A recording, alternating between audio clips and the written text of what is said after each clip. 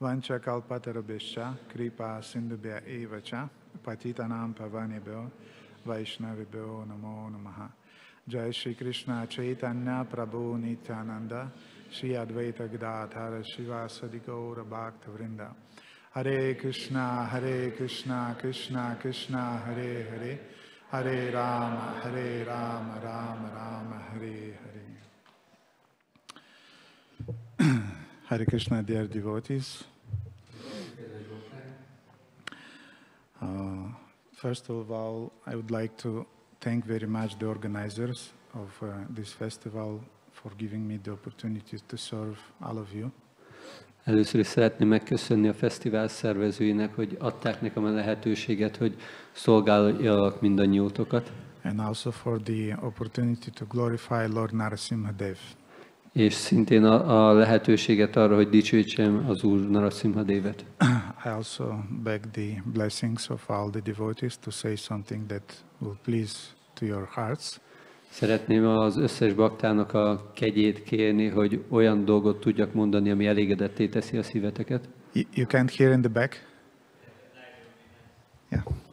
Then it's up to the demigods of sound.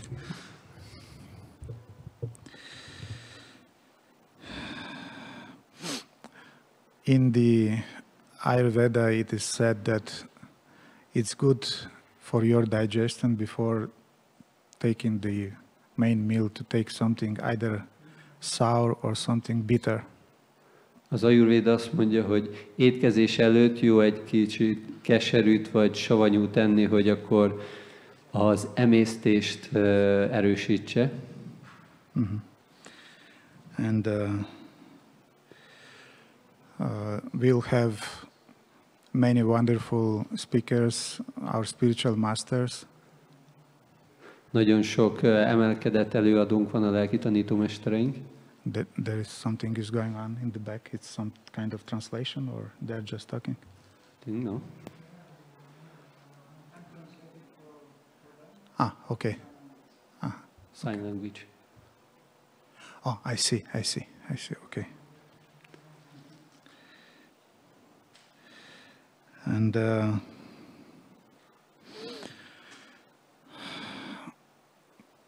my introduction will be bitter. A bevezetésem kicsit keserű lesz. And I hope it will be healthy also. Remélem, hogy egészséges is lesz. And I'd like to say a few words about how Srila Prabhupada introduced the worship of Lord Nrisimha Dev in our movement. Szeretnék egy pár szót beszélni arról, hogy Srila Prabhupada hogyan kezdte el az Úr Nrisimha Dev imádatát a mozgalmunkban. There is a famous audio recording in which Srila Prabhupada is teaching devotees the Nrisimha Kirtan mantras. Van egy nagyon híres felvétel, amelyben Srila Prabhupada tanítja a baktákat, hogy hogyan énekeljék a Nrisimha Kirtant. And I recommend everybody to get this recording. It's very, very beautiful. És mindenkinek ajánlom, hogy szerezze meg ezt a felvételt, nagyon-nagyon szép.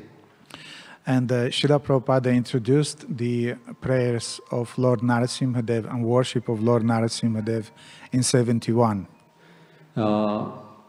Srila Prabhupada megalapította Nrisimha Dev imádatát azért, hogy egy dolgot kifejezzen. And this worship of Lord Nrisimha Dev was introduced by Srila Prabhupada as a result of a series of attacks on ISKCON. És Srila Prabhupada azután vezette be Nrisimha Dev imádatát az ISKCON-ban, amikor volt jó néhány támadás az ISKCON ellen.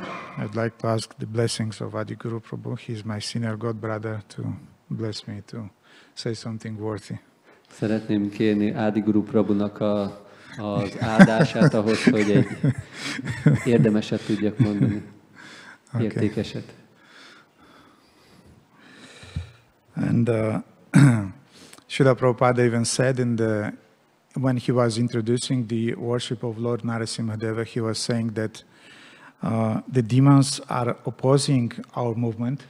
Srila Prabhupada, amikor bevezette Nrisimha Dev imádatát, akkor említette, hogy a démonok ellene vannak a mi mozgalmunknak. They are opposing the devotees. Ők akadályozzák a baktákat. And Srila Prabhupada said that our only fault is that we are trying just to preach the pure message of Krishna consciousness. Az egyetlen hibánk az, hogy mi próbáljuk propagálni a tiszta Krishna tudatnak az üzenetét. And in 71 there were many different court cases against devotees against some communities in USA. És emiatt voltak bírósági ügyek a bakták ellen. And also there were some even physical attacks on devotees. És voltak még fizikai, tehát hogy támadások is a bakták ellen. And the most famous one was the attack on New Vrindavan community. És a leghíresebb az az új vrindávani közösség ellen volt. It was very dramatic because the deities were broken. És ez nagyon, nagyon drámai volt, mert a multikat eltörték. Then the temple president, he was made to dig his own grave. Somebody was keeping a shotgun to his head. És a templom prezidentnek meg kellett ásni a saját sírját, mert valaki egy puskát fogott a fejéhez. Some devotees were beaten. Voltak bakták, akiket megvertek. And then when all this info came to Srila Prabhupada, then Srila Prabhupada said, we'll worship Lord Nrisimha for protection. És amikor Srila Prabhupádhoz eljutott ez a hír, akkor ő mondta, hogy akkor fogjuk imádni az Úr Nrisimha Devet a védelemért. And Srila Prabhupada introduced Lord Nrisimha Deva as a deity which has this function of Bhakti Vigna Vinash, which means the one who is removing different obstacles on the path of devotional service of Bhakti. Srila Prabhupád megalapította Nrisimha Devi imádatát, mert ő Bhakti Vigna Vinashana, aki eltávolítja az akadályokat az odadó szolgálat útján. But it's interesting to mention that Srila Prabhupada envisioned Lord Nrisimha Deva not only as the protector of our devotional service, but even as the protector of our bodies, physical bodies. És Srila Prabhupád nem csak azért alapította meg a Nrisimha Devi imádatát, hogy megvédje az odadásunkat, hanem azért is, hogy megvédje a fizikai testünket. Lord Krishna has a name which is called Krishna Jivana, which means that he is the life of Jiva, and also he is giving life to Jivas. És Krishnának van egy neve, hogy Krishna Jivana, aki a dzsiváknak az élete, aki ad életet a dzsiváknak. It means that he is taking care about the life, physical lives of his devotees also. És ez azt is jelenti, hogy gondoskodik a baktáknak a fizikai életéről is. And generally there are three types of attitudes towards physical bodies. Van alapvetően három fajta attitűd a fizikai testünk felé. First attitude is this kind of like romantic attitude towards body. Dramatic? Romantic. Romantic. Az első, ez a romantikus hozzáállás a fizikai testünkhöz. For example, sometimes when we are taking part in different conferences, mind, spirit, body conferences about health, about psychological well-being. Van, amikor részt veszünk ilyen konferenciákon, hogy test, elme, tudat konferenciák, amik meghívnak bennünket erre. Then we can hear different statements from different people about which actually reflects this romantic attitude towards the body. És ilyen alkalmakkor lehet hallani olyan kijelentéseket, amik erre a romantikus hozzáállásra utalnak. Our glorious body is the sacred temple. A testünk az olyan, mint egy szent templom. It's a cosmic cathedral. Ez a kozmikus katedrális. It was given directly by God to you. Ez Isten által lett közvetlenül neked adva. Is the only motivation. Ami az egyetlen motiváció. For you to enjoy it. Hogy élvezzed ezt a testet. So this is the romantic attitude towards the body, a cosmic cathedral. Ez a romantikus attitűd a test felé, ez a kozmikus katedrális. Then we have the opposite attitude towards our body. Van egy ezzel ellentétes attitűd is a testünk felé. It's either one of the indifference or even hate. Az egyik a közömbösség, vagy még a gyűlölet is benne van. There is a very wonderful statement in the 10th canto of Srimad Bhagavatam. Van egy csodálatos kijelentés a Srimad Bhagavatam 10. énekében. Deva samgitam apyante, whatever you may be, a minister, a president, or even a demigod. Lehetsz bármi, egy miniszter, egy elnök, vagy még egy félisten is. Krimi vid basma samgitam. After death, your body will turn. A halál után a te tested azzá fog válni, Either into the worms, vagy megeszik a férgek, stool, or ashes. vagy ürülékké, vagy hamuvá. And of course, this type of verses are very liked very much, especially by brahmacharis when they are speaking about women's bodies.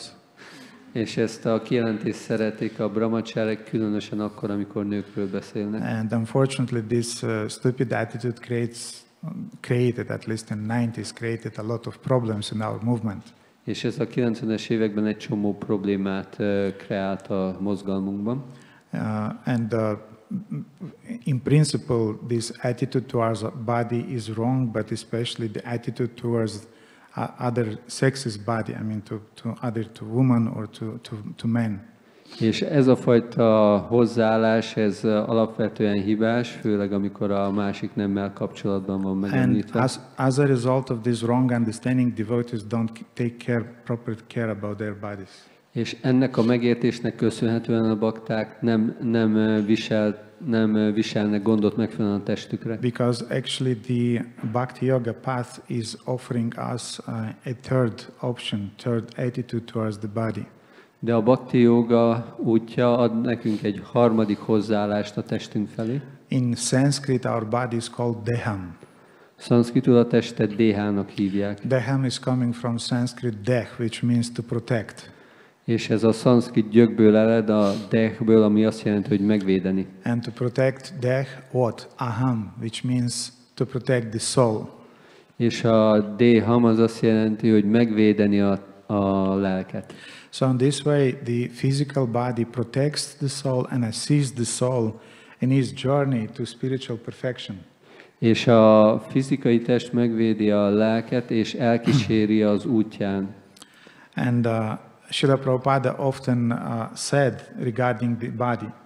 És Srila Prabhupada sokszor mondta a testtel kapcsolatban. He used to say that make the best use of a bad bargain. És azt mondta, hogy hozd ki egy rossz üzletből a lehető legjobbat. And in spite of being a very, very problematic friend, és annak ellenére, hogy van egy nagyon problémás barátunk, still our body is a necessity, is a very useful friend. És ennek ellenére egy nagyon hasznos barát is tud lenni. And if we have a proper attitude towards our body, then it will help us in our path of self-realization. És hogyha megfelelő hozzáállásunk van a testünkhöz, akkor nagy segítséget kapunk tőle az önmegvalósítás útján. And it becomes like a boat on which the soul is crossing the ocean of material existence. És egy hajóvá válik, amin át tudunk kelni a tudatlanságnak az óceánján. So this tradition of praying to Lord Nrisimha Dev for protecting not only our consciousness or our hearts, but also our bodies, is going back in the Shastric times. Ez az elképzelés, hogy imádkozni az Úr Nrisimha Devhez nem csak azért, hogy megvédje a lelkünket vagy az odadásunkat, hanem hogy megvédje a testünket is, ez visszamegy réges-régre. And today I would like to read and discuss with you a story, very interesting story from Nrisimha Purana. És hogy ezt illusztráljam, szeretném elmondani nektek egy nagyon érdekes sztorit a Nrisimha Puránából. In which Vyasadeva is telling his I think it was Shukadev, his son, I think, yes. He's telling his son a story about sage Markandeya, how Markandeya Rishi, he even defeated death by the grace of Lord Nrisimha Dev.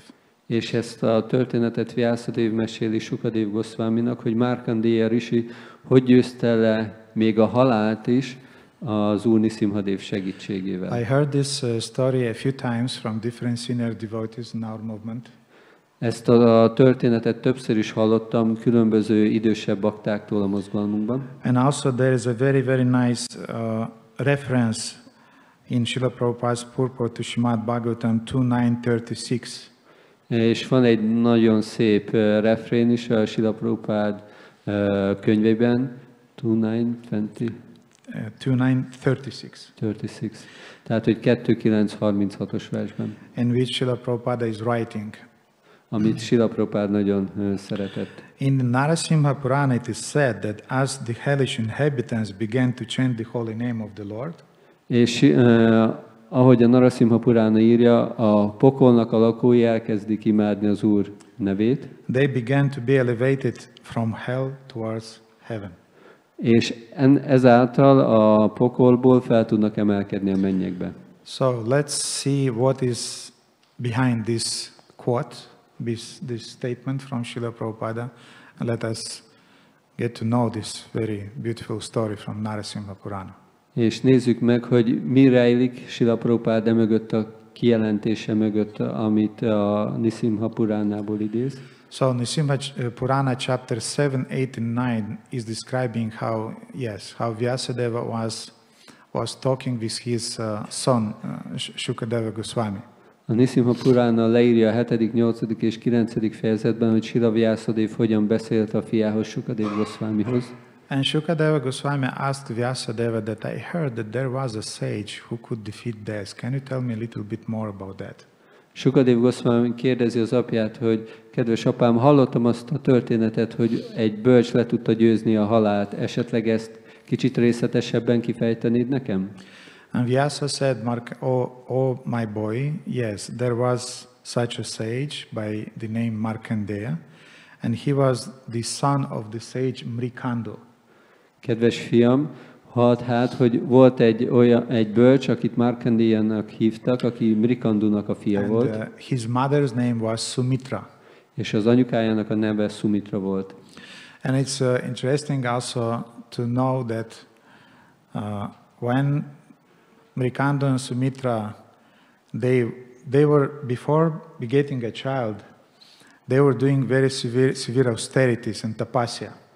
És mielőtt Mrikandu és Sumitra gyermeket nemzettek volna, nagyon szigorú vezeklésnek vetették alá magukat. And somehow demigods, they became pleased, but somehow they appeared before sage Mrikandu, and they did not offer just a straight benediction. They gave him a choice.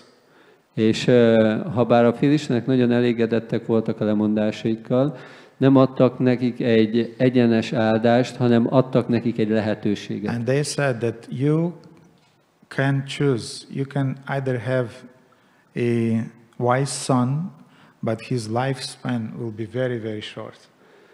Választhatok a között, hogy lesz egy nagyon bölcs fiatok, akinek nagyon rövid élete lesz. Or you can have a stupid son, but he will live long. De lehet egy ostoba fiatok, aki viszont hosszú ideig fog élni. And we'll not go into that, but Srila Prabhupada, as we know, he is discussing this topic about putra and mutra. És Srila Prabhupada beszél a magyarázatban erről, hogy putra és mutra. It's quite a biological description, so ez egy nagyon biológiai leírás. But anyway, so putra is one who is saving his father from the hell, from put. A putra az a személy, aki megmenti az apját a put nevű pokolból. And Mrikandu, being a sage, he had a choice between what is called Shreya and Preya. És Mrikandunak volt egy lehetősége választani a között, amit Shrejának vagy Prejának nevezünk. Shreya means the thing that will give you benefit in the future.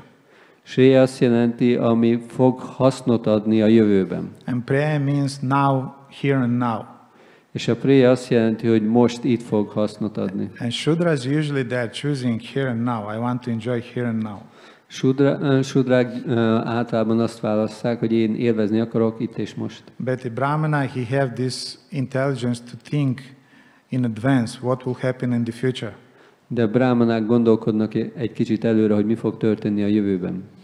There was even an experiment, very nice experiment once done by some psychologists. Volt egy nagyon érdekes kísérlet, amit pszichológusok rendeztek. And they gave some kids they gave some candies. A gyerekeknek adtak egyfajta cukorkát. And the teacher said, I'm going out of this room. A tanár azt mondta, hogy ki fogok menni ebből a szobából. And you have to wait 15 minutes. és neked várnod kell 15 percet. If you'll not eat the candies, I'll bring you more. És hogyha ez alatt az idő alatt nem eszed meg a cukorkákat, akkor adok többet. If you'll eat this one candy, then that will be your pleasure, just one candy. De hogyha ezt egy cukorkát megeszed, akkor ennyi volt. And some kids, when the teacher went out, some kids, they started to look, here and there, and then they were looking at this candy. És amikor kiment a tanár, a gyerekek egy része kezdte nézegetni a cukorkát, nézegetett jobbra-balra. They started to smell it. Kezdték megszagolni. And then 90% of them, they ate the candy. És a 90%-uk megette a cukorkát. And only 10% they had this power of character to resist the temptation. És a 10%-oknak volt annyi ereje, hogy ellenálljon a kísértésnek. They could control their mind and their senses. Tudták kontrollálni az elméjüket és az érzékeiket. And it's interesting that the psychologists, they were studying these cases during 20 years. És a pszichológusok ezeket az alanyokat tanulmányozták 20 éven keresztül. And they saw that those boys who could control their senses, they became very successful in their life, in their careers in the future. És azt találták, hogy azok a gyerekek, akik tudták kontrollálni az érzékeiket, sokkal sikeresebbek lettek az életükben. But the boys who just ate the candy, they weren't so successful in life. És azok a fiúk, akik csak egyből megették a cukrot, akkor ők nem voltak olyan sikeresek. So Mrikando, he was thinking about, from the spiritual point of view, what will be the benefit to him. Okay, he'll be short-lived, but at least he'll be a real son. Mrikando gondolkodott a lehetőségeken, de azt gondolta, hogy inkább legyen egy igazi fiú, még akkor is, hogyha rövid életet él. So Markandeya was born. Akkor ezután megszületett Markandeya. And immediately after his birth, an astrologer, a Jyotish, he predicted that you'll have a very intelligent son, he'll be of a very good character, but unfortunately exactly on the day when he will be 16, he will die. És az asztrológusok megnézték a kalkulációikat, és mondták, hogy ez a fiad nagyon intelligens lesz, és nagyon lelki beállítottságú, de a 16. születésnapján meg fog halni. And of course his parents were very aggrieved by that. És természetesen a szülők nagyon szomorúak lettek ennek hallatán. All the time when he was growing, all the time when they were looking at him, they were crying. És bármikor, amikor csak ránéztek a szülei, akkor elkezdtek sírni. Of course, parents were trying to hide their crying and their tears and so on, their emotions. És természetesen a szülők próbálták elrejteni a sírásukat a gyerekük elől. But we know the kids, they are reading their parents very quickly. You cannot hide anything from your kid. De amint tudjuk, a gyerekek nagyon könnyen átlátnak a szüleiken, és akkor nem tudták elrejteni. The same like kids, they cannot hide anything from their parents. Tehát, hogy a gyerekek elől nehéz elrejteni valamit a szülőknek. And you can imagine it was quite dramatic, quite traumatic for Markandeya to have this kind of sentiments all the time when your parents are looking and they start crying. És ez csak belegondoltok, ez nagyon nehéz lehet, hogy a Markandeya mindig ezt tapasztalt, amikor a szülei ránéztek, akkor szomorúak lettek tőle, és sírtak. Now, in spite of this prediction that was made by the astrologer, by Jyotish, his father, Mrikando, he carefully performed all the samskaras for his boy in time. Tehát, hogy annak ellenére, hogy az asztrológus ezt a jóslatot mondta, Mrikando minden egyes szamszkárt megcsinált a fiának, amikor eljött az ideje. He sent him to Gurukula, where Markandeya received initiation and he learned, memorized all the Vedas. Elküldte őt Gurukulába, ahol Markandeya memorizálta a sásztrákat, és akkor avatásban részesült. And after complete mastery over the Vedas, and having a humble character, when he was a little bit before 16, he came back home. És miután elsajátította az összes védát, és nagyon alázatossá vált, mielőtt 16 éves lett, visszatért a szülei otthonába. And he graduated from the Gurukula. He was very happy, and he expected that his parents also would be happy when he came home. És amikor elvégezte a gurukulát, és azt remélte, hogy a szülei is nagyon elégedettek és boldogok lesznek, amikor visszatér. But his parents, when they saw him, they started to cry. És amikor a szülei meglátták őt, elkezdtek sírni. And at this point, Markandeya decided, let's talk. Now we need to talk.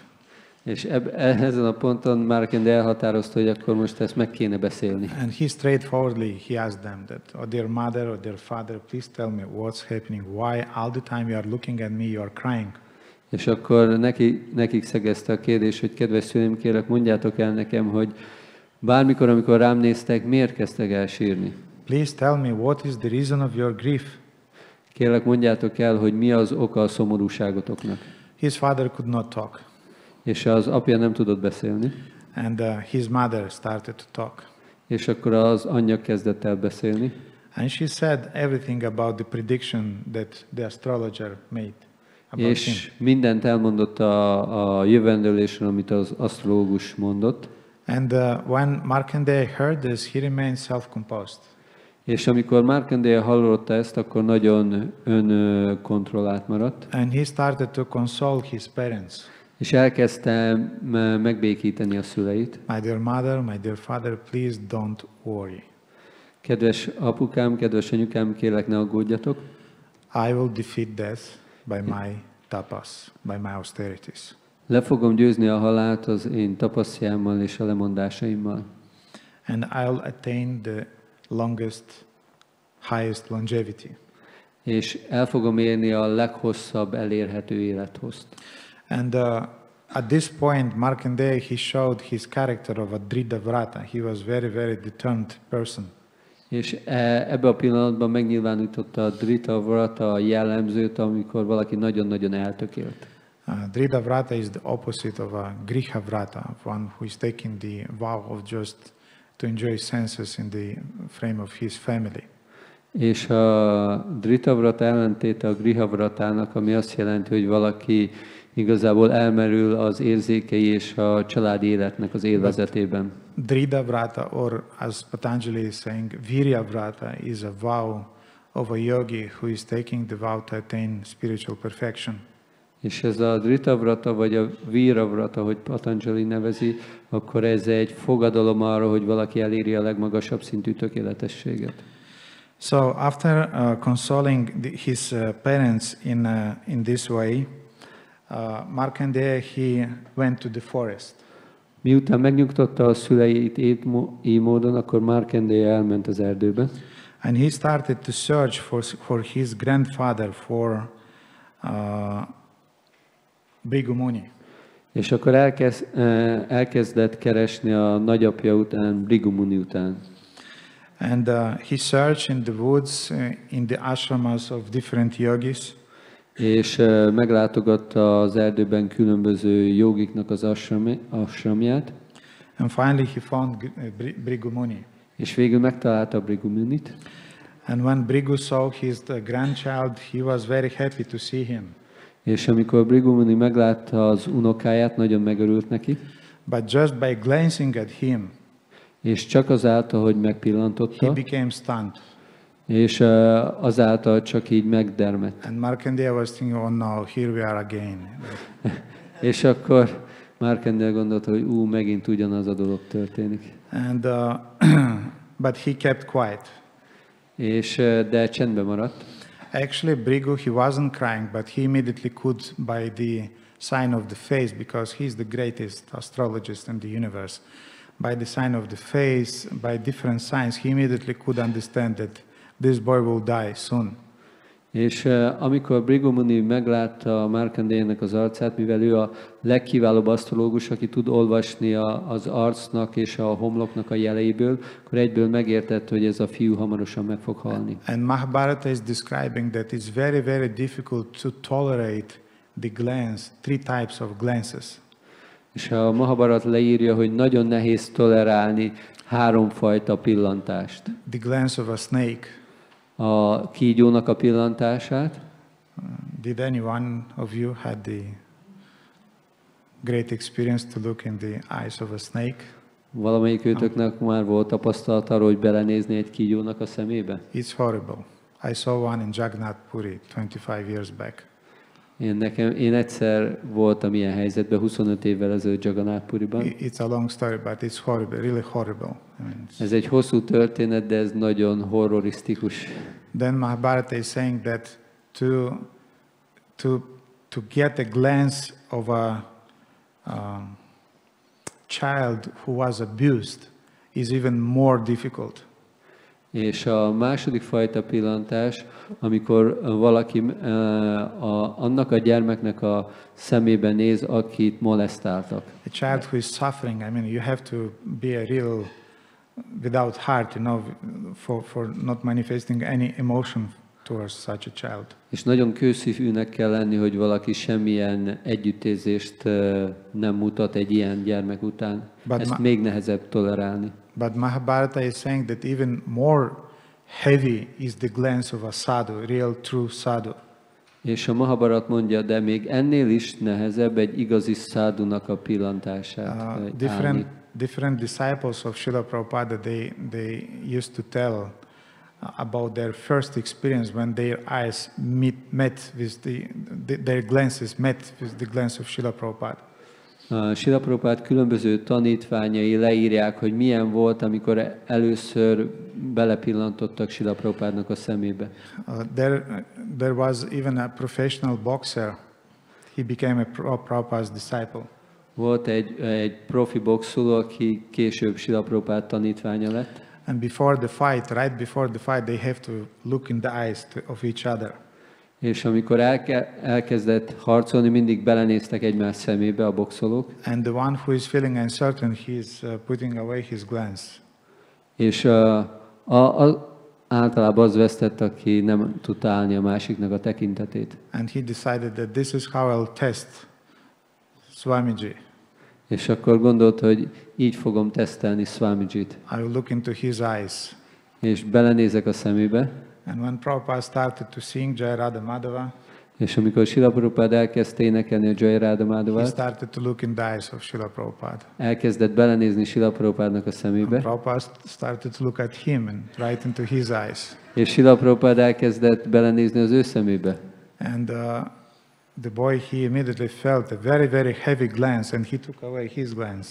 És amikor ez történt, akkor ez a fiú látta, hogy Srila Prabhupádnak nagyon erős a tekintet, és akkor elnézett máshova.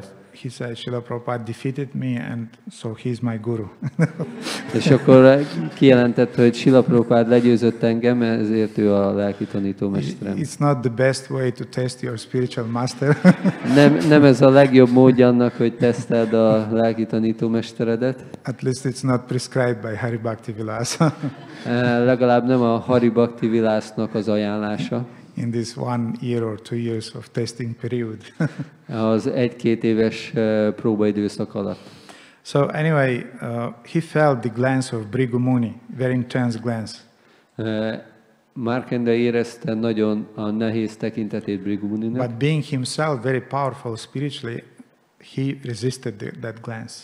És mivel ő is nagyon erős volt lelkileg, akkor állta a tekintetét. And after some time, Bhrigu Muni asked him, "So, my dear son, what are you going to do about your death?" És akkor Bhrigu Muni megkérdezte tőle, hogy kedves fiam, mit fogsz csinálni a haláloddal? Practically, this is the question that our spiritual master is asking us. Gyakorlatilag ez a kérdés, amit a lelki tanítómesterünk feltesz nekünk. Are you going to do something about birth, death, old age, disease? Fogsz valamit csinálni a születés, betegség, öregséggel és a halállal? Or you just want to be the victim of those things? Vagy csak akarsz az áldozata lenni mindezeknek a dolgoknak? Janma mrityu jara vyadi dukkha-dosano darshanam. You have to perceive them as evil. Ezeket nagyon gonosznak kell tekintened. And Markandeya, he was very determined, and he said, I want to overcome this. És Markandeya nagyon eltökélt volt, és mondta, hogy felül akarok kerekedni rajta. And Bhrigu again looked at him. És Bhrigu megint ránézett. And but he did not put that question in the words. Just by a glance, he asked him, so how are you going to do that? És akkor ezt a kérdését nem tette szavakban, csak a nézésébe foglalta, és akkor megkérdezhető, hogy fogod ezt megcsinálni? And Markandeya just paid his obeisances to Bhrigu Muni, which means I am surrendering to you. That means pranipat. I surrender, I accept your authority, please guide me. És akkor ő csak leborult Bhrigu Muni előtt, és akkor csak kifejezte, hogy akkor én meghódolok az utasításod előtt, kérlek vezess engem. And then Bhrigu said, without serious austerities, you will not be able to overcome death. És akkor Bhrigu Muni mondta neki, hogy szigorú vezeklések nélkül nem leszel képes felülkerekedni a halálon. Previously, sage Narada, by the end of his severe penance, he took refuge in Narayana and he attained spiritual perfection. És korábban Nárada Muni azáltal, hogy menedéket vett az Úr Nárayan lótuszlábánál, elérte a lelki tökéletességet. Dhruva also attained perfection under the guidance of Narada. Dhruva Maharaj szintén elérte a tökéletességet Nárada Muninak a utasításai miatt. And by following on their footsteps, you can attain the same. Hogy ha te követed az ő lábnyomaikat, ugyanazt el tudod élni. But you should not just do austerities, you should do austerities to please Lord Narayana. De nem csak vezekléseket kell végezned, hanem vezekléseket kell végezned azért, hogy elégedetté tegyed az Úr Nárayant. And here is the first time when he is saying specifically that you have to please the lotus-eyed Lord Nrisimha Dev. És ez volt az első alkalom, amikor mondta neki, hogy elégedetté kell tenned a lótuszszemű Úr Nrisimha Devet. Who would be able to conquer death without the blessings of Lord Nrisimha Dev? Ki tudná legyőzni a halált az Úr Nrisimha Dev áldása nélkül? So my boy, go to the forest and start chanting this mantra, Om Namo Bhagavate Vasudevaya. It's interesting that it's not Narasimhaya, but it's just Vasudevaya.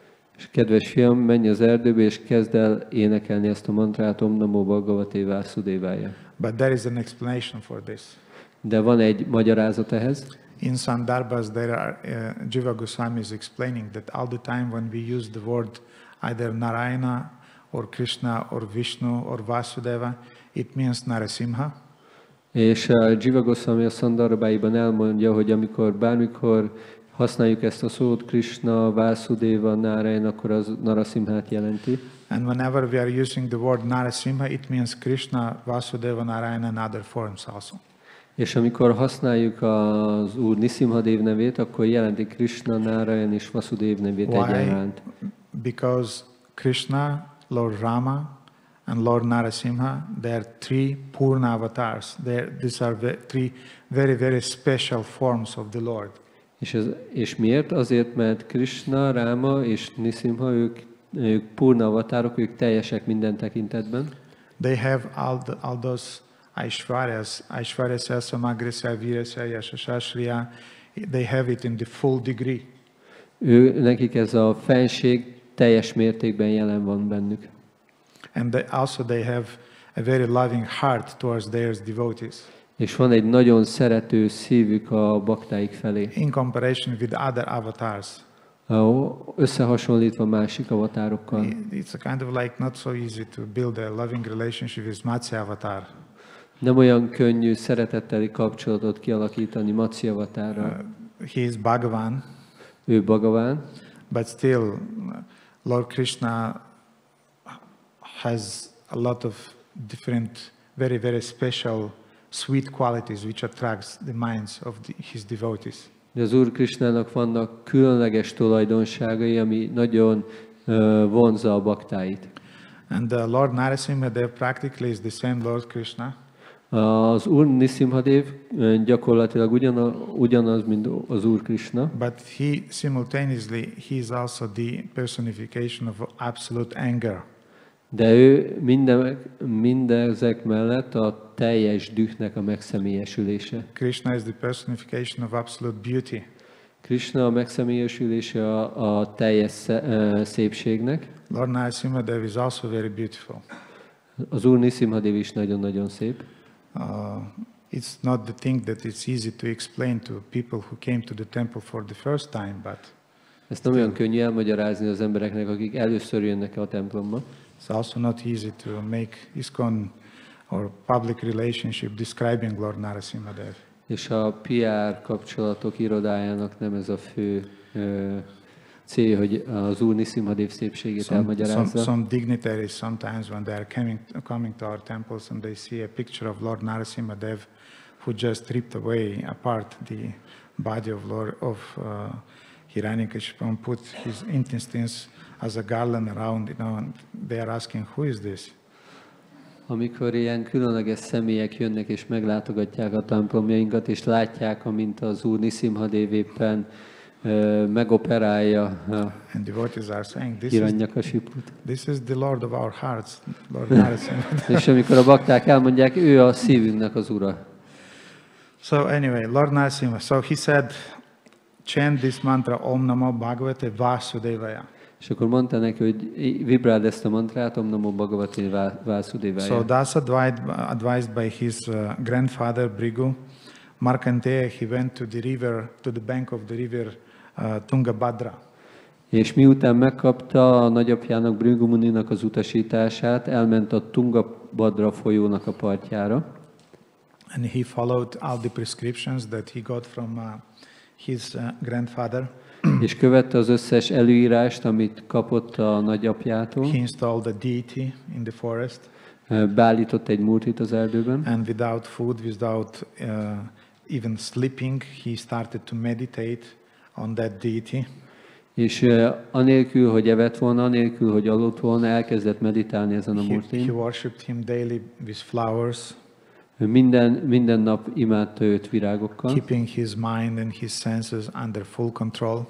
Az elméjét és az érzékeit teljes kontroll alatt tartotta. And with great devotion he chanted Om Namo Bhagavate Vasudevaya. És nagy odadással énekelte Om Namo Bhagavate Vasudevaya. And Markandeya continued this practice for some time. És Markandeya folytatta ezt a gyakorlatot egy ideig. And finally he attained perfection of the mantra. És végül elérte a mantrának a tökéletességét. It's called mantra siddhi. Ezt mantra siddhinek hívják. It means that by chanting that mantra you are able to invoke the deity of the mantra that you were meditating upon. És a mantra siddhi azt jelenti, hogy a mantrázás által képessé válsz arra, hogy meghívjad a múrtinak a személyiségét. And when the exact day of his death came, és pont azon a napon, amikor a halála pillanata történt volna, in the morning Markandeya he took his bath. Azon a reggelen Markandeya elvégezte a reggeli fürdőjét. And keeping the form of Lord Nrisimha Dev in his heart and his mind, he started to invoke the mantra very intensely. És ezután akkor az elméjében és a szívében megidézte az Úr Nrisimha Devet, és mondta a mantráját. And during his meditation, or meanwhile, 3 demons or 3 servants of Lord Yamaraj appeared on the scene. És mi alatt mondta a mantráját, Yamarajnak a 3 szolgája megjelente a színen. And they wanted to take the soul of sage Markandeya out of the body. És akarták vinni a Markandeya lelkét, ki akarták venni a testéből. Simultaneously, few Vishnudutas also appeared on the scene. És ugyanekkor néhány Vishnuduta is megjelent a színen. And with their clubs they started to beat those Yamadutas. És a buzogányukkal elkezdték elverni a Yamadutákat. Then fleeing away in fear, the Yamadutas they cried out. They said. És a Yamaduták elkezdtek kiabálni, hogy akkor mit csináltok itt. For now we are retreating. És akkor mondta, hogy most nekünk dolgunk van. But we will call the personification of death. És akkor most meg fogjuk hívni a halálnak a személyiségét. Death is the absolute power in the universe. Everybody dies, so you'll die too. És akkor meghívjuk a halálnak a személyiségét. Itt az univerzumban mindenkinek meg kell halnia, és ti is meg fogtok halni. Death obviously will defeat you. A halál le fog győzni benneteket. And then Vishnudutas replied. És akkor Vishnuduták válaszoltak. We are not afraid because we'll be saved by our Lord. Mi nem aggódunk, mert mi meg leszünk mentve az Urunk által. And Markandeya also will be saved because he chanted purely the holy name of the Lord. És Markandeya szintén meg lesz mentve, mert ő tisztán énekelte az Úr szent nevét. So after some time, the death personified appeared on the scene. És egy kis idő múlva a halál személyisége megjelent azon a helyen. Vedic tradition doesn't describe a lot about Mara or about the Lord of Death, personification of death. Usually it's talking about Yamaraja. És általában a halál személyiségéről nem olyan sokat írnak, általában Yamarajról írnak. Buddhist tradition is describing Mara more. De van több leírása Marának a személyiségéről. But when death appeared, she tried herself, or himself, I don't know, she's a woman, she's a man, anyway. Death tried to take the soul of Markandeya. És amikor a halál személyisége megérkezett, ő is próbálta elvinni Markandéjának a lelkét. But out of fear for Vishnudutas, this was just running around Markandeya and could not approach him. De a Vishnudutáktól való félelmében csak próbált körözni Markandeya körül, de nem tudott hozzáférni. And the Vishnudutas were standing with their clubs and they were saying, just touch him and you are dead. És a Vishnuduták ott álltak mellette, és mondták, hogy csak próbáld megérinteni, és akkor halott vagy. Ezt a halálnak mondták. Meanwhile, Markandeya also, he was chanting intensely. És közben Markandeya is nagyon intenzíven vibrálta az Úr nevét. It was a teamwork actually. Ez egy csapat munka volt. And it's a thing that we have to think about. És ezen egy kicsit el kell gondolkodnunk. Yes, devotees will be there near us when we will leave our bodies. És nekünk is, mikor elhagyjuk a testünket, jó, hogyha vannak bakták körülöttünk. Of course, they will be present if they will be inspired by how we behaved during our lives. És ez függeni fog attól, hogy hogyan inspiráltuk őket az életünk során. Mm-hmm. But we also will have to remain concentrated on the holy name. De mindezek által akkor nagyon el kell merülnünk a Szent Név éneklésében. Srila Lokanath Maharaj, he described that when recently Srila Gopal Krishna Maharaj passed. Lokanath Maharaj részletesen beszélt erről, amikor Gopal Krishna Maharaj elhagyta a testét. Then when Lokanath Maharaj saw that this is the last moment of his life and he shouted Hare Krishna very loudly. És amikor Lokanath Maharaj látta, hogy ez lesz Gopal Krishna Maharajnak az utolsó pillanat, akkor nagyon hangosan énekelte a Hare Krishnát. And he said that Gopal Krishna Maharaj's body was so weak that he could not physically reply.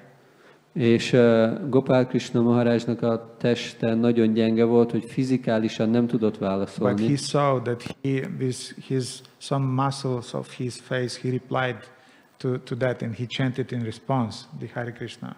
És nem tudott beszélni, de az izmai az arcába válaszoltak igazából, hogy ő énekelte a Hare Krishnát. Mm-hmm. Belül. There was one saint in Jagannath Puri once. Volt egy szent Jagannath Puriban egyszer. Everybody praised him and glorified him. Mindenki dicsőítette őt. And everybody in Jagannath Puri were giving him different gifts daily. A Jagannath Puriban nagyon sokan adtak neki naponta ajándékokat. People offered him garlands. Ajánlottak neki az emberek virágfüzéreket. And at one point this sage, he became annoyed. És egy bizonyos ponton ez a bölcs nagyon bosszússá vált. And when there was a very, very big crowd gathered around him to get his blessings. És volt egy alkalom, amikor egy nagyon nagy tömeg gyűlt össze körülött, hogy megkapja az áldását. He said, I'm not a saint, why are you worshiping me? És akkor mondta nekik, hogy én nem vagyok szent, miért imádtok engem? People said, well, all the saints are saying that. All saints are saying that they are not saints. Minden szent azt mondja, hogy ő nem szent. And then he looked at them and he said, és akkor rájuk nézett és azt mondta, am I a saint or not will be shown at the time of death. If I'll be able to chant the holy name, it means that I was a saint. If not, it means that I was not a saint. But meanwhile, please leave me alone. És mondta, hogy az, hogy szent vagyok-e vagy nem, az majd meg fog mutatkozni a halálom pillanatában. Ha tudom énekelni a szent nevet halálomkor, akkor az vagyok, hogyha nem, akkor pedig nem. És addig a pontig kérlek, ne zaklassatok. So this story is not only about the glory of the holy name, ez a történet nem csak a szent név dicsőségéről szól, but it's also about the absorption from the part of devotee, absorption in the holy name. De arról is szól, hogy egy bakta hogyan merül el a szent névben. And Markandeya remained absorbed all this time. És a Markandeya teljesen el volt merülve a szent névben ez alatt az idő alatt. And the story is saying that when at some point Lord appeared nearby him and he pronounced, whispered a mantra in the ear of Markandeya. És eközben az Úr megjelent mellett, és belesúgott egy mantrát a fülébe. This mantra became known as Mrityunjaya Stotra. Ez a mantra ismerté vált, mint Mrityunjaya Stotra. The hymn by which one can overcome death. Ami által valaki le tudja győzni a halált. And this is also a hymn which nullify all the karmic reactions that we have. És ez a mantra tudja semlegesíteni az összes karmikus adósságot, amit felhalmoztunk. It's quite popular in the esoteric cycles. Ez nagyon népszerű az ezoterikus körökben. But at least the original hymn is consisting completely of different names of the Lord. De ennek a mantrának az eredete igazából az Úrnak a különböző neveiből áll. And each sentence of that hymn is ending with "What shall death do to me?" És mindegyik mondat körülbelül így végződik, hogy mit tud velem a halál tenni. For example, I seek refuge in Vasudeva, also called Damodara. Én menedéket veszek Vásudévnál, akit Damodárnak is hívnak. Who is the origin of the universe, who is beyond the senses. Aki az univerzumnak az eredete, aki az érzékek fölött áll. What shall death do unto me? Mit tud velem a halál tenni?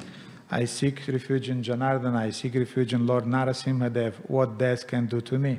Én menedéket veszek az Úr Janardanánál, az Úr Nrisimha Devnál. Mit tud velem a halál tenni? So when Yamadutas and death personified, they heard this hymn that was chanted with great devotion, they repeated. És amikor a Yamaduták és a megszemlésült halál hallotta ezt, amint ezt énekli, akkor nem tudtak vele mit kezdeni. But the story did not end here. De a történet nem ér itt véget. Oppressed and tortured by the messengers of Vishnu, death personified and Yamadutas, they went to Lord Yamaraja. De itt a történet még nem ér véget, hanem akkor a halálnak a személyiség és a Yamaduták visszamentek az Úr Yamarácshoz. And they asked him, "O our dear Lord, O King, who had beaten us and why?" És akkor megkérdezték tőle, hogy kedves Urunk, ki büntetett meg bennünket és miért? We were just trying to do our duties. Mi csak próbáltuk csinálni a kötelességünket. Please tell us what kind of penance Markandeya performed that he became so powerful. És Markandeya milyen fajta lemondást végzett, hogy ilyen hatalmassá vált? Who is the God upon whom he is meditating constantly? Ki az az Isten, akin ő folyamatosan meditált? And who are those shining people that were beating us with their clubs? És kik voltak azok a ragyogó személyiségek, akik elvertek bennünket a buzogányunkkal? I was always wondering, who are those Yamadutas? What kind of karma you have to be born in such a body?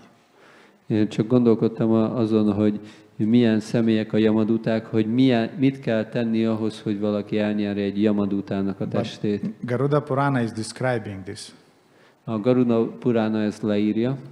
That those souls who do not receive pinda from their relatives. Azok a lelkek, akik nem kapnak pindát a rokonaiktól, a leszármazottaiktól. They're not able to receive any astral bodies in the astral world. Akkor nem tudnak semmilyen asztrál testet kapni az asztrál világban. And they remain a kind of like suspended. És kicsit olyan kívül maradnak mindenen. And then Yamaraja is offering them a contract. És akkor Yamaraj ajánl nekik egy szerződést. That look, you need a body in order to go further to the higher planets. Ha nektek szükségetek van egy testre, hogy fel tudjatok menni a felső bolygókra. And I'll provide you such a body. Én garantálok nektek egy ilyen testet. But you'll have to work for me for some hundreds or thousands of years, celestial years. De akkor kell nekem dolgoznotok egy pár száz, pár ezer mennyei évig. And therefore those spirits, they're called hungry ghosts. They're very, very angry and very nasty and very angry also. És ezek a éhes szellemek akkor nagyon rosszak igazán, nagyon mérgesek. But they also possess a lot of power that they receive from Yamaraja. De rendelkeznek egy csomó hatalommal, amit Yamarástól And kapnak. therefore they never encountered somebody who could defeat them. És igazából soha nem találkoznak valakivel, aki le tudja őket győzni. And when they put those questions before Yamaraja, És amikor feltették ezeket a kérdéseket Yamarajnak, we know that Yamaraja, Lord Yamaraja is one of the 12 Mahajanas in the universe. és tudjátok, Yamaraja a 12 Mahajannak az egyike az univerzumban. He is a devotee Ő egy bakta, who has a very bad job, és akinek egy nagyon rossz munkája van, like many of us, you know. úgy, mint nekünk is, But his job is really bad. de az ő munkája igazán rossz, So don't complain. úgyhogy ne panaszkodjatok. We are tired to go to these jobs, you know. Én szenvedek nagyon ezen a munkahelyen, Yamaraja's job is really difficult job. és Yamaraj munkája elég nehéz munka. So Yamaraja meditated for a while before answering. És Yamaraj meditált egy ideig, mielőtt válaszolt volna. You saw how devotees are answering questions usually. Itt láthatjátok, hogy a bakták hogyan válaszolnak meg egy kérdésre. A person even is not able to finish his question, devotee already he has some clichés that he knows how to answer, and he's giving just some politically correct answers according to Guru Sadhu Shastra, of course, and so on. And they're just like answers on the level of a parrot. És bakták sokszor ilyen klisék alapján válaszolnak, hogy mielőtt befejezni a kérdező a kérdést, már készen állnak a válasszal. I always wonder why Srila Shiva Ramaraj often is giving very controversial answers. You never know how he'll answer the question. Never. És én gondolkoztam sokszor azon, hogy amikor Srila Shiva Ramaraj válaszol egy kérdésre, nagyon nehéz kitalálni, hogy mit fog válaszolni rá. Because he's not answering from the mind. Mert ő nem az elméből válaszol, He's answering from the heart. és ő a szívből válaszol. According to the message that this soul have to receive from the Lord. Az szerint, az üzenet szerint, amit ennek a léleknek meg kell kapni az Úrtól. Anyway, it's very interesting always to watch and to see how your spiritual master is dealing with issues, is answering questions. És nagyon érdekes, hogy a lelki tanítómester hogy foglalkozik kérdésekkel, és hogy válaszol különböző személyeknek. So Yamaraja meditated for a while and he gave an answer with his heart, not with his mouth or his mind, or even worse, with his ego.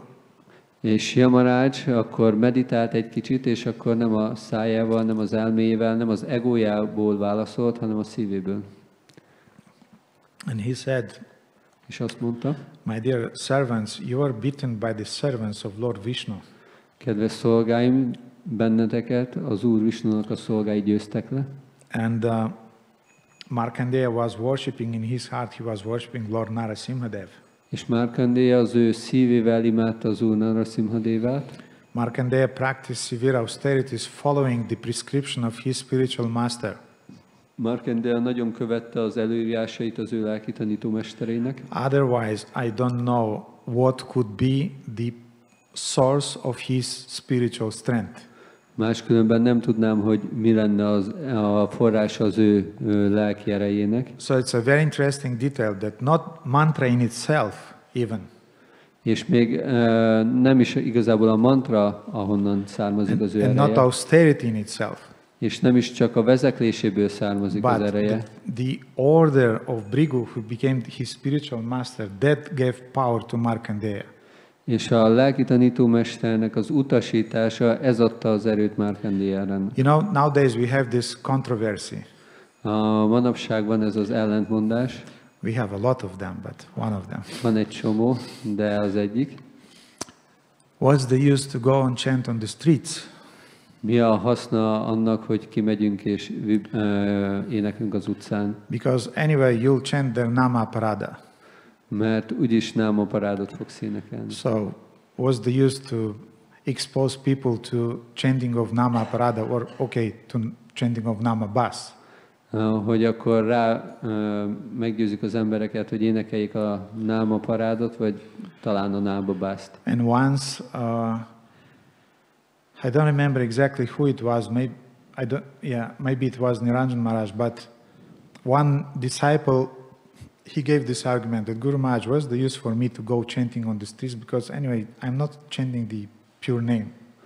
És akkor megkérdezte, nem vagyok benne biztos, hogy kitől, talán Niranjan Maharajtól, hogy Guru Maharaj, mi a haszna, hogy kimegyek az utcára énekelni, úgyis nem fogom a tiszta szent nevet énekelni. And Maharaj said, if you go alone and chant because you want to do that, hogyha egyedül mész azért, mert te akarod ezt csinálni, yeah, it could be Namaparad.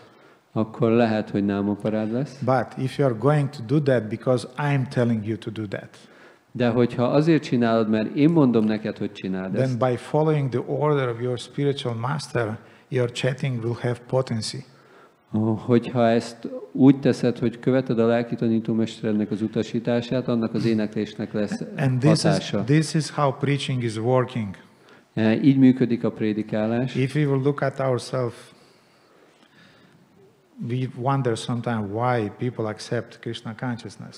Hogyha magunkban nézünk, akkor gondolkodunk rajta, hogy lehet, hogy az emberek elfogadják a And Krishna neophytes tudatot. very quickly they became enchanted by themselves. És a kezdők gyakran elbűvölve lesznek saját maguk által. But we should not forget that our preaching has potency to the degree that we are following the order of spiritual master. Mindig emlékeznünk kell arra, hogy a prédikálásunk addig lesz, és annyira lesz hatékony, amennyire követjük a lelki tanítómesterünknek az utasítását. People are transformed and become devotees not because of us. Az emberek nem azért változnak meg, mert mi olyan csodálatosak I vagyunk. saw recently an interview of Radha Prabhu who was telling about some stories about book distribution. Egy kis idővel ezelőtt volt szerencsém beszélni Nrisimha Prabhuval a könyvosztásról. And a devotee asked him about some very successful projects in which he took part. És kérdeztek tőle olyan projektekről, amik nagyon sikeresek voltak mostanában. Nrisimha Prabhu said a thing that really inspired me. És Nrisimha Prabhu mondott valamit, ami nagyon inspirált engem. He said, well, it was a teamwork. Azt mondta, hogy ez egy csapatmunka volt. And those projects were successful because I took away my ego, I stepped away. És ezek a projektek azért voltak sikeresek, mert sikerült az egómat a útból So it's a kivenni. subtle point that we don't consider that we are the doers. És ez van egy nagyon finom pont, hogy ne tekintsük magunkat a cselekvőnek. We follow the order of our spiritual master, and then all those services and things that we are doing, they have potency. Hogyha követjük a lelki tanítómesterünknek az utasítását, minden, amit csinálunk, akkor megtelik potenciálban. So Yamaraj said that he became successful because he followed the order of Bhrigu Muni. Yamaraj mondta, hogy azért lehetett sikeres Markandeya, mert ő követte az utasítását az ő lelki tanítómesterének. I don't see any power, any source of his strength and power. Máskülönben nem látok semmi más forrását az ő erejének. Now, also sometimes we have a uncertainty, a doubt. Néha lehet ezzel kapcsolatban egy kétségünk. And it's a question to you. Ez egy kérdés hozzátok. Is it possible for devotees to go to hell or not? Lehetséges-e a baktáknak, hogy elmennek a pokolba? Who have this uncertainty, this doubt sometimes. Kinek van ezzel kapcsolatban kétsége néha? I do have it quite often. Nekem van néha. So it's Bhrigu Muni, not Bhrigu, but Yamaraj now will reply to this doubt. Yamaraj most válaszol erre a kétségre. He's saying that when a man in his heart constantly meditates upon the lotus-eyed Lord Vishnu, Yamaraj mondja, hogy amikor egy ember mindig meditál a lótuszszemű Úr Visnun, who is always very kind to his devotees, aki mindig nagyon kedves a baktáihoz, who is able to punish him? Ki képes őt megbüntetni? Even death cannot punish him. Még a halál se tudja őt megbüntetni. So all of you great sinners, and he was addressing the Yamadutas. És kedves bűnösök, most megszólítja a Yamadutákat. You have been just hit by the Vishnudutas. Akiket csak megütöttek a Vishnuduták. Say thank you that you are not killed by them. Mondjatok köszönetet annak, hogy nem öltek meg benneteket. Please always stay away from devotees of the Lord. Kérlek, mindig maradjatok távol az Úrnak a baktáitól. Especially stay away from the devotees of Lord Nrisimha Dev. Különösen maradjatok távol az Úr Nrisimha Devnek a baktáitól. It's here in the Nrisimha Purana. Itt ez le van írva a Nrisimha Puránában. So when Yamaraja started to preach in this way, amikor Yamaraj elkezdett így módon prédikálni, he became somewhat emotional. Akkor egy kicsit érzelmessé vált. Because now he was in the role of a preacher, in the role of a Vaishnava, not in the role of administrative function. Ő most nem az adminisztratív pozíciójából beszélt, hanem egy Vaishnava pozíciójából egy prédikátor. It's the most difficult thing in our services in ISKCON. Ez a legnehezebb szolgálat az ISKCON-ban. You have to be a preacher. Neked egy prédikátornak kell lenned. You have lenned. to be a shiksha guru. Egy shiksha gurunak kell you lenned. You have to be a father. Egy apának. You have to be a psychologist. Egy pszichológusnak. You have to be a policeman. Egy rendőrnek kell lenned. You have to be a judge. Egy bírónak. You have to be everything for the same devotee. És a bakták, ugyanannak a baktáknak egy csomó szerepbe kell megjelenned. Young devotees sometimes they are completely confused. És a fiatal bakták ettől teljesen meg tudnak zavarodni. I also was quite confused when sometimes Guru Maharaj was talking with me. Én is néha meg voltam zavarodva, amikor a lelki tanítómesterem beszélt hozzám. Seeing my confusion, he used to say. És amikor látta a zavarodottságomat, azt szokta mondani. That Radha Govinda, now not your spiritual master Shivaram Swami is talking with you, now your GBC is talking with you. És akkor mondta nekem, hogy most nem a lelki tanítómestered Shivaram Swami beszél hozzád, hanem a GBC-t beszél hozzád. So this changing of heads is difficult for those who change them, and also for devotees, young devotees. Akinek cserélnie kell a kalapjait, annak se könnyű, és azoknak se, akik hallgatják őt. So Yamaraj now he changed his hat. He became the preacher, Yamaraja. És akkor Yamaraj most lecserélte a kalapját, most a prédikátor Yamaraj beszél. And Yamaraja looked down in the hell where were a lot of sinful souls suffering. És a Yamaraj lenézett a pokolra, ahol nagyon sok bűnös személy szenvedett. And overtaken by great compassion, Yamaraj looked at them and said, és nagyon mély együttérzést érzett irántuk, és akkor azt mondta, Oh, you sinners, why are you suffering in hell? Kedves bűnösök, miért szenvedtek itt a pokolban? Why did you not adore the name of the Lord during your lifetime? Miért nem értékeltétek az Úr nevét az életetek során? It's so easy to please the Lord just by offering a leaf or some water. Olyan egyszerű elégedetté tenni az Urat azáltal, hogy egy kis vizet és levelet felajánlotok Just neki. by remembering the lotus-eyed Lord Nrisimha Dev, you could get liberation. Why didn't you do that? Hogy csak emlékeztek a lótuszszem Úr Nrisimha Devre, nagyon könnyen elérhetitek a felszabadulást. Miért nem csináltátok ezt? So, chant Krishna, Krishna, Krishna.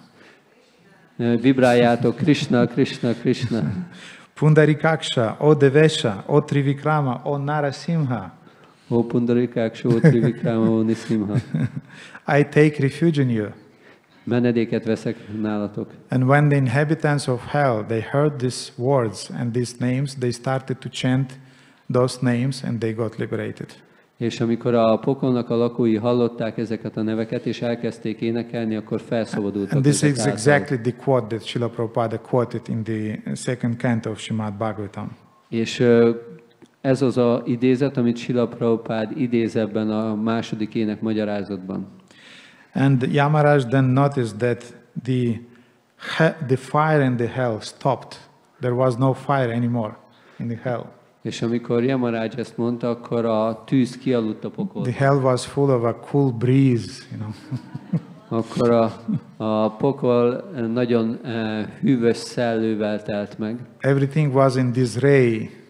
És akkor kialudt ez a nagy tűz ott. Like in our brahmachari ashramas sometimes, you know. És olyan volt, mint a brahmachari ashramunk néha. And he instructed his servants. És akkor utasította a szolgáit. Never, ever approach devotees of the Lord. Soha ne menjetek az Úr baktáinak a közelébe. I am appointed by Lord Brahma. Engem az Úr Brahma nevezett ki. To judge the sinful souls. Hogy megítéljem a bűnös lelkeket. I punish those persons who disregard Sri Guru and Lord Hari. Azokat a bűnösöket büntetem meg, akik figyelmen kívül hagyják Sri Gurut és az Urat. So from one side devotees don't go to hell. Tehát, hogy egy szempontból a bakták nem mennek a pokolba. From another side. De egy másik szempontból. They do if they disregard the orders of the spiritual master. Hogyha figyelmen kívül hagyják a lelki tanítómester. And then Yamaraj said, even I am meditating on the devotees of the Lord to get purified. És Yamaraj azt mondja, hogy még én is az Úr baktáin meditálok azért, hogy megtisztuljak. I'm never independent. I'm always dependent on Krishna. Én soha nem vagyok független, én az Úr Krishnán függök. And then he's finishing this story by saying.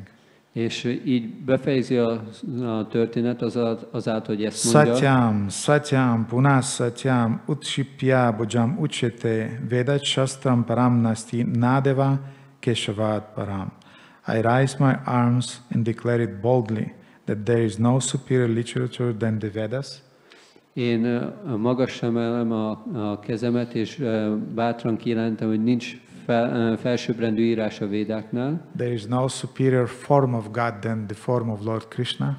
Nincs magasabb rendű Úr az Úr Krishnánál.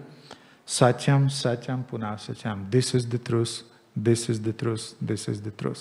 Ez az igazság, ez az igazság, és ez az igazság. So the moral of this story is quite self-evident. Ennek a történetnek a tanulsága nagyon egyértelmű. And anyway, we don't have time to elaborate on the moral of the story. Nincs több időnk, hogy ezt kifejtsük. But if devotees will have some questions, we can talk outside. Hogyha a baktáknak van kérdésük, akkor kint tudunk erről még beszélni. But please don't miss the kirtans. De kérlek, ne hagyjátok ki a kirtant. And don't miss the classes of our revered spiritual masters who are present here in New Vraja-dhama. És ne hagyjátok ki a leckéket, amit a tisztelt lelki tanítómestereink tartanak itt új Vraja-dhamában. And as I said, my class is having the role of just some bitter taste that you should accept before sweet taste. És ahogy mondtam nektek, ez az én leckém az a keserű íz, amit el kell fogadnotok azelőtt, hogy az édes történeteket, vagy az édes leckéket meghalljátok tőlük. So thank you so much, dear devotees, for your attention. Kedves bakták, köszönöm szépen a figyelmeteket. We'll finish the class now. Now the arati will start, yes? Most befejezzük a leckét, mert az árati kezdődik. And we can go to the arati. Thank you. Shri Nrisimha Bhagavan ki, Shri Prahlad Maharaj ki, Shri Radha Shyam Sundar ki, Srila Prabhupada ki. Radha Govinda Prabhu ki. Radha Govinda ki jai.